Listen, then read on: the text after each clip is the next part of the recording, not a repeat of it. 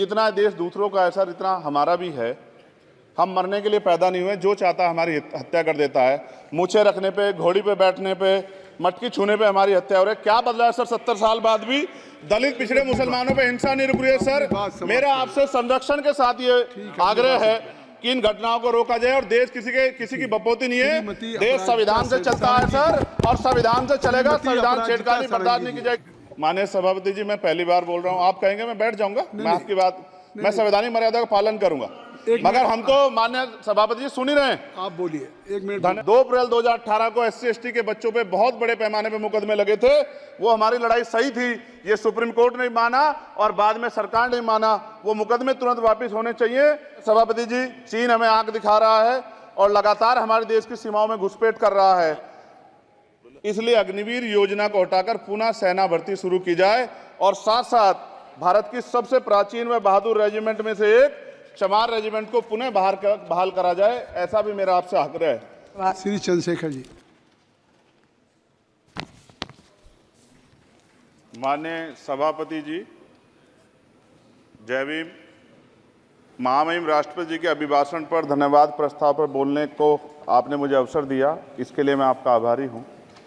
सभापति महोदय, सर्वप्रथम मैं बहुजन समाज में जन्मे सभी संतों, गुरुओं, महान पुरुषों को नमन करता हूं, जिनमें महात्मा ज्योतिबा फूले, डॉक्टर बाबा साहब अम्बेडकर और माननीय काशीराम साहब को मैं याद भी करता हूं आज के दिन पर।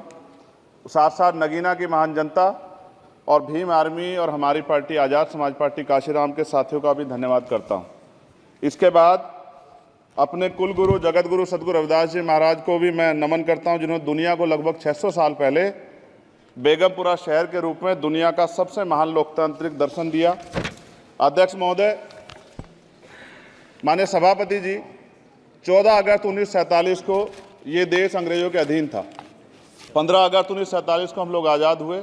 16 अगस्त 1947 को देश आज़ादी में था, लेकिन धन धरती राजपाट में बंटवारा नहीं हुआ। जो साधन संसाधन थे उनमें बंटवारा सही रूप से न होने के कारण एक बहुत बड़ी आबादी सुविधाओं से वंचित और सम्मान से वंचित रह गई। उनको सम्मान देने के लिए और अंतिम व्यक्ति तक सुविधाएं पहुंचे, इसके लिए लोकतंत्र की व्यवस्था हुई।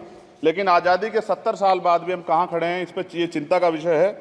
मैं मानता हूं कि सामाजिक न्याय तभी होगा माननीय सभापति जी, जब जातीय जनगणना पूरी होगी और जातीय जनगणना कराई जाएगी और साथ साथ संख्या के आधार पर आरक्षण जो है वंचित वर्गों का बढ़ाया जाएगा। उसके साथ साथ जब राष्ट्रपति जी अभिभाषण पर बात रख रही थी तो उन्होंने शहरी और ग्रामीण क्षेत्रों के विकास की बात कही और ये भी कहा कि दुनिया में सबसे उत्तम शहर हमारे यहाँ बने। लेकिन माननीय सभापति जी, 70% आबादी तो गांव में निवास करती है, तो गांव की आबादी के बारे में भी सोचना होगा कि उनका जीवन कैसे बदले। माननीय सभापति जी, उच्च शैक्षणिक संस्थानों में बहुजन समाज के जो छात्र हैं उनके साथ कास्ट एट्रोसिटी हो रही है, निरंतर उनकी हत्या हो रही है। साथ साथ जो सरकारी कर्मचारी हैं दफ्तरों में, उनके साथ भी जो SC/ST OBC और मुस्लिम और अन्य धार्मिक अल्पसंख्यक, उनके साथ भी माननीय सभापति जी जातिगत और धार्मिक जो है शोषण किया जा रहा है। इसलिए मेरी मांग भी है कि पुरानी पेंशन को भी अध्यक्ष जी बहाल किया जाए। जो कर्मचारी देश की सेवा में लगे हैं उनका भी सम्मान होना चाहिए। साथ साथ सभापति जी, भाजपा ने चुनावी लाभ के लिए सबका साथ सबका विकास के नारे दिए जो खोखले हैं, क्योंकि 10 साल में दलित, पिछड़े, आदिवासी, मुस्लिम और अन्य धार्मिक अल्पसंख्यक जो अत्याचार हुए हैं वो किससे छिपे हुए नहीं हैं। ये गलत है, ये बंद होना चाहिए।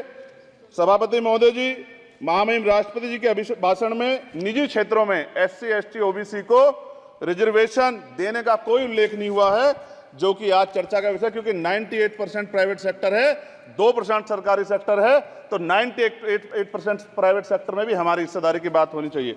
माननीय सभापति जी, आशा कार्यकर्ताओं, आंगनबाड़ी वर्करों, भोजन माताओं के वेतन वृद्धि पे भी कोई उल्लेख नहीं हुआ है, वो भी अभी नंगे, उन पर भी सोचना पड़ेगा। माननीय सभापति जी, जिस क्षेत्र से मैं चुन के आऊँ नगीना से, वो बहुत पिछड़ा क्षेत्र है। उस क्षेत्र में कोई विशेष आर्थिक पैकेज नहीं दिया गया, रोजगार की सेवाएं नहीं है, नौजवान पलायन करता है। IIT, IIM, एम्स, केंद्रीय विद्यालय आदि शिक्षा में और चिकित्सा संस्थानों की स्थापना होनी चाहिए, जो कि नहीं है। और माननीय सभापति जी, मानसून सत्र आ गया है, मेरा क्षेत्र बाढ़ से बहुत प्रभावित है, इसलिए मैं आपसे आग्रह करूंगा कि वहां के लोगों को बाढ़ से निजात दिलाई जाए। माननीय सभापति जी, चीन हमें आंख दिखा रहा है और लगातार हमारे देश की सीमाओं में घुसपैठ कर रहा है। इसलिए अग्निवीर योजना को हटाकर पुनः सेना भर्ती शुरू की जाए और साथ साथ भारत की सबसे प्राचीन व बहादुर रेजिमेंट में से एक चमार रेजिमेंट को पुनः बहाल करा जाए, ऐसा भी मेरा आपसे आग्रह है। माननीय सभापति जी, पिछले सारे प्रधानमंत्रियों ने मिलकर जितना कर्ज लिया है उससे दुगना कर्ज हमारे वर्तमान के प्रधानमंत्री जी ने लिया है। किसान अगर अपना कर्ज माफ कराने के लिए जाता है तो लाठी झेलनी पड़ती है, जबकि सरकार ने धन्ना सेठों का 15 लाख करोड़ रुपए माफ किया है। इस ओर हमें ध्यान देना पड़ेगा, हमारी आने वाली पीढ़ियों को ये कर्ज चुकाना पड़ेगा। माननीय सभापति महोदय जी, किसानों को एमएसपी की लीगल गारंटी तथा किसानों का कर्ज माफ होना चाहिए।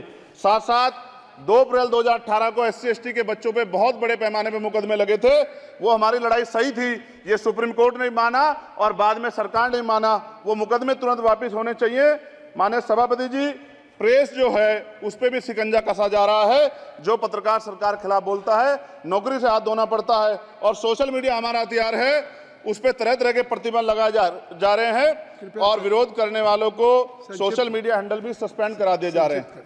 साथ साथ सभापति जी, पेपर लीक और परीक्षाओं के कैंसिल होने से देश के नौजवानों का भविष्य खतरे में है। नीट, यूपी सिपाही भर्ती सभापति जी और 69,000 शिक्षक भर्ती में आरक्षण घोटाला हुआ है, कोई पूछने वाला नहीं, खून के आंसू रो रहे हैं बच्चे, बेरोजगारी का दंश युवा झेल रहे हैं।